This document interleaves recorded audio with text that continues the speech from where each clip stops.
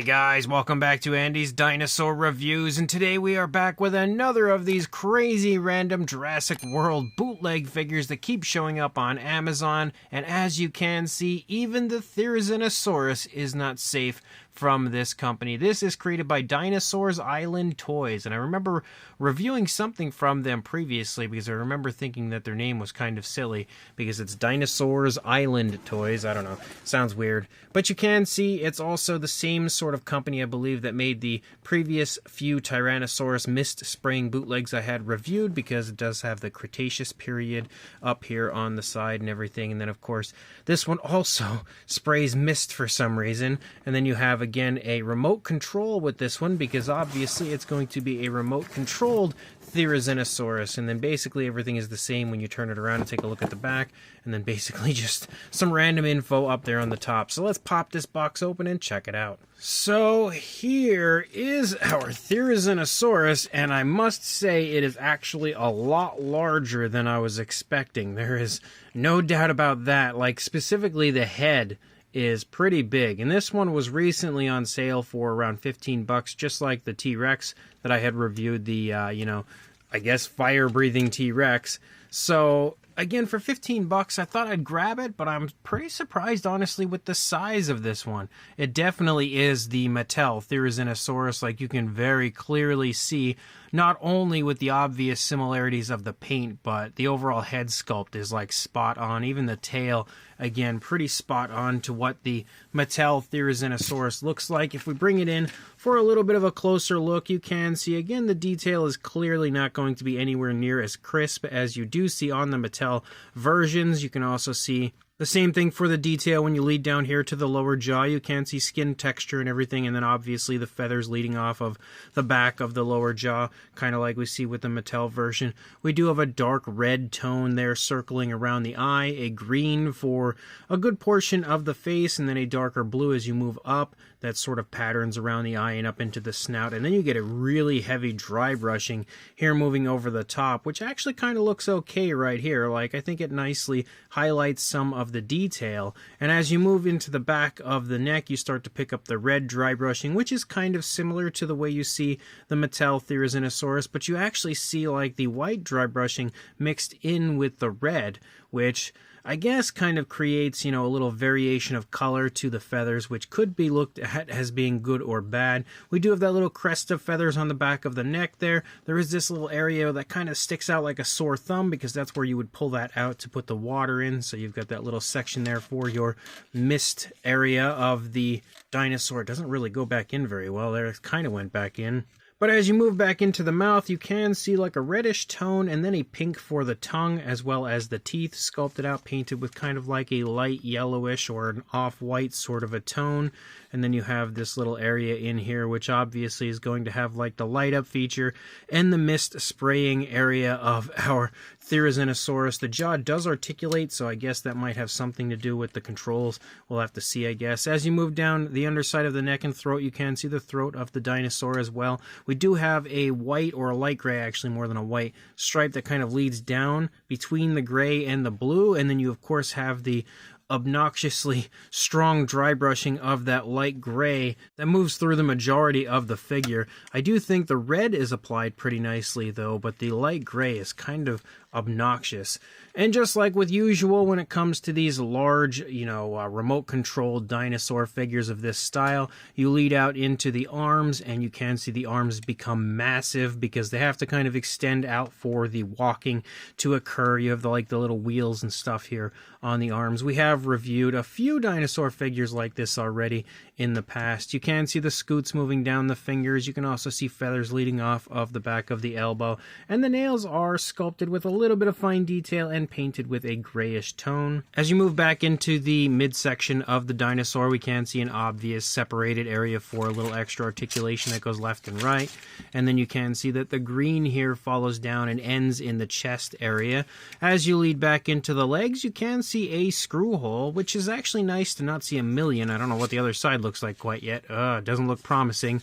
But a lot of the time when it comes to these, you know, RC style dinosaurs, they usually have a lot of screw holes in the legs, and the legs just usually look pretty ugly, whereas this one doesn't look too bad. Fairly sort of smooth transition down into the green that returns back into the skin texture, and you can see the foot sculpt looks okay. It's got some scoots down the toes. Unfortunately, no painted nails, but you know, the inside of the leg of course looks very mechanical, which is pretty typical for these type of figures. And then you lead out into the tail. You've got quite a few areas here where it can kind of, you know, sway back and forth to articulate the tail. The feathers actually look pretty good again out here into the tail. A lot of the time these figures have very muted fine detail. I think this one looks all right for what it is. Again, the proportions are severely off though. Like when you look at the dinosaur, the head and everything is gigantic in comparison to the majority of the body. The head is also very top heavy, and I think it's done that way so it leans on the hands, and you know, the wheels and everything works smoother with the head being so heavy. It feels like really solid in the head. But obviously, once we come over to the other side, we are met with screw holes. Not as many as we saw in the T-Rex, which is nice, but there are definitely a few. I think I see like 5 overall, looks like it. Well, I mean, we also have this one technically, but 1, 2, 3, 4, and 5 that I'm seeing straight out of the gate. Actually 6, there's one kind of hiding in the darkness down there. 7, there's another one hiding back there. Well, there are screw holes, we'll put it that way. But again, it's pretty interesting. And, oh, there's another one actually here in the face. I didn't even notice that one. They almost hid that one from me.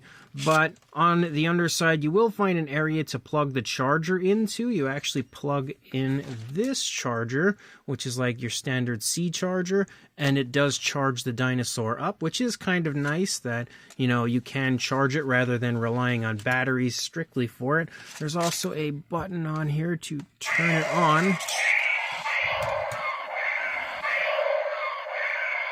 So apparently it's going to go nuts. There's also, of course, the remote control, which we can see has a little T-Rex here on it. And we're going to go ahead and try to attach the remote control to the Therizinosaurus.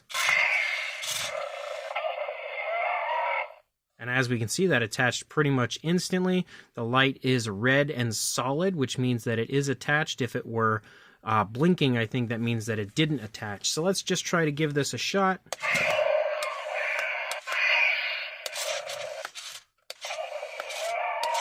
So we can move the body with this. Okay, so this hand is the forward walking motion, and this foot, I think, is to go backwards.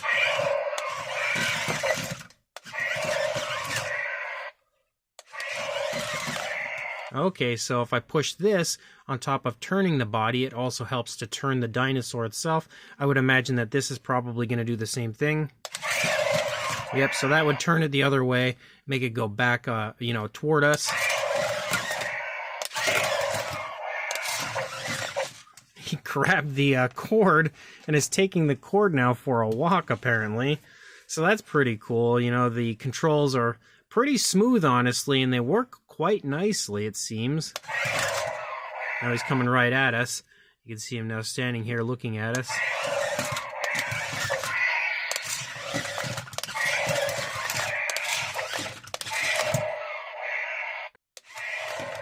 There's also a button here for the lower jaw. We'll see what that does. Probably the misting action feature, which I haven't put water in for yet.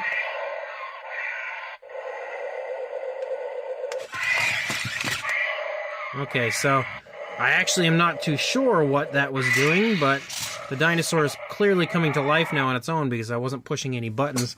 I pushed this button here, basically the skull of the T-Rex, and it seemed to just kind of do its own thing for a moment there. So let's push it over here, and then we'll do that again.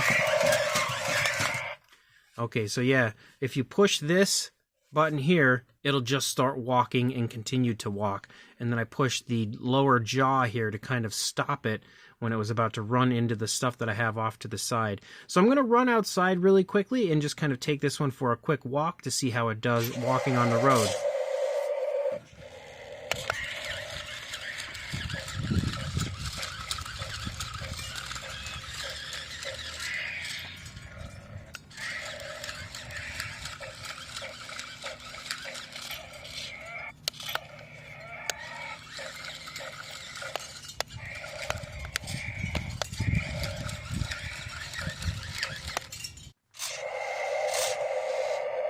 So it's clearly still, moving around in here. But as you saw, it did walk pretty good on the road. It clearly walks very nicely on my smooth review station here. So it works nicely. I will absolutely give them credit. It works really nicely. I did put some water in so that we can check out the misting action feature. Let's go ahead and do that. Also, you saw it just kind of erratically walking around out there. That was the skull I pressed, and it just does its own thing, basically. It'll like back up and turn and walk and do all kinds of stuff. But let's go ahead and do the jaw here to, I guess we'll see the misting.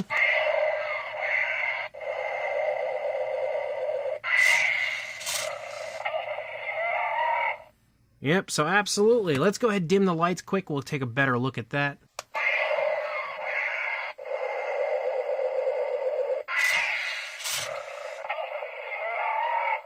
So as you can see, the mouth does light up. It makes a whole bunch of interesting noises. And of course, on top of that, has a misting action feature. So our atomic breath dinosaur, our third now, as we have had 2 T-Rex and now a Therizinosaurus with atomic breath. But it does seem to work pretty nicely overall, even though it keeps going crazy every once in a while. So I'm going to have to turn it off and then we'll get a size. So for a length, again, it is probably the largest of these type of RC dinosaurs I have. You're looking at about 16 3/4 inches, almost 17 inches, or around 42.5 centimeters. For the highest point, it would be the tail at about a little over, like a hair over 9 inches or 23 centimeters.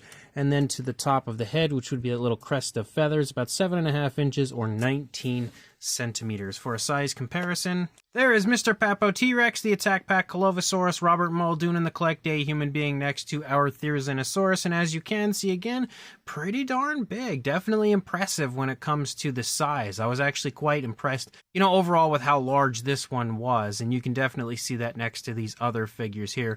But I think the most interesting comparison I could probably do is here with the actual Mattel Therizinosaurus, which we can now see next to the knockoff version, is actually a little bit smaller, but not by a whole lot. Even if it is definitely a bootleg of the Mattel Therizinosaurus, you can definitely see again that the figure is very different in the style of dinosaur toy that we have here. Again, being one of these like low to the ground kind of like crawling, RC type dinosaurs. It has a very different look to it, and I've seen this company, or actually this style of figure, numerous times, probably from other companies as well.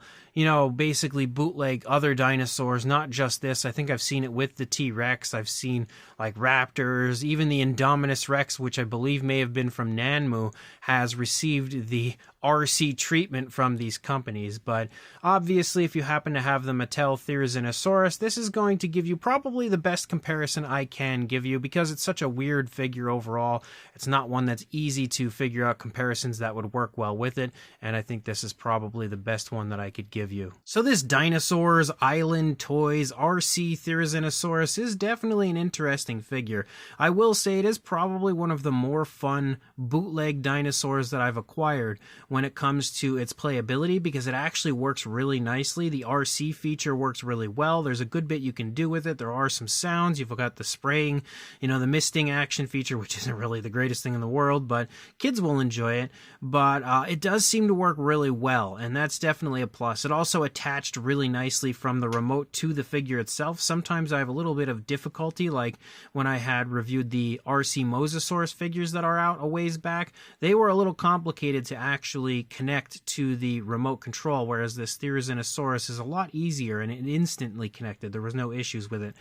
It does have some okay detail throughout, but obviously nowhere near as good as you see on the Mattel Therizinosaurus. It is, very watered down when it comes to the detail. It's also quite smoothed out in certain areas. It also has a severely ugly, strong dry brushing with a light gray over almost the entire figure. Some areas I think that looks okay. Other areas it looks pretty terrible, like it's just way too strong in the arms and certain areas of like the neck and stuff.